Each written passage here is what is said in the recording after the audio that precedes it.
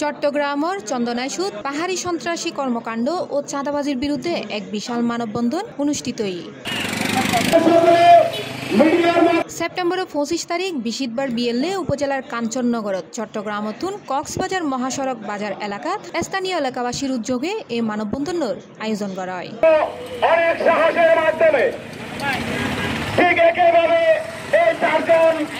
উক্ত মানববন্ধনত অংশ লয় এলাকার সাধারণ মানুষজন। ইতারা জানায় সেপ্টেম্বর 22 তারিখ সোমবার চন্দনাইশুত 6 পাহাড়ি সন্ত্রাসী স্থানীয় রাতত আটক হই। গ্রামবাসী ইতারারে দ্রুত রিমান্ড টানি এলাকার ফরে যুক্ত অন্য দোষী হলরে আইনুর আতা টানিবের দাবি জানায়। রিমান্ডের মাধ্যমে আরো জিজ্ঞাসাবাদ করে সকল সন্ত্রাস যাতে নির্মূল হয়। কাউকে আমরা ছাড় দেওয়া হবে না। আমরা এখানে মানববন্ধন করতেছি কেন? যাদেরকে ইতিমধ্যে 6 জন অ্যারেস্ট হলো ওদেরকে রিমান্ড এনে এখানে এলাকাকে জড়িত আছে ওগুলো বের করার জন্য।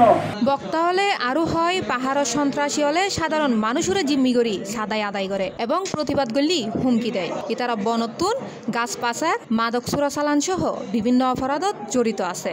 স্থানীয় প্রশাসন দ্রুত পদক্ষেপ নলইলে পরিস্থিতি আরো ভয়াবহ হয়ে উঠিত পারে। পাহাড়ি সন্ত্রাসীদের অত্যাচারে অত্র এলাকার খেটে খাওয়া মানুষ দিনে আগে দিনে খায়। এই সমস্ত লোকদেরকে পাহাড়ি সন্ত্রাসীরা টাকা আদায় করার জন্য তাদেরকে মারধর করে। আমি ধন্যবাদ জানাই চন্দনা থানা প্রশাসন।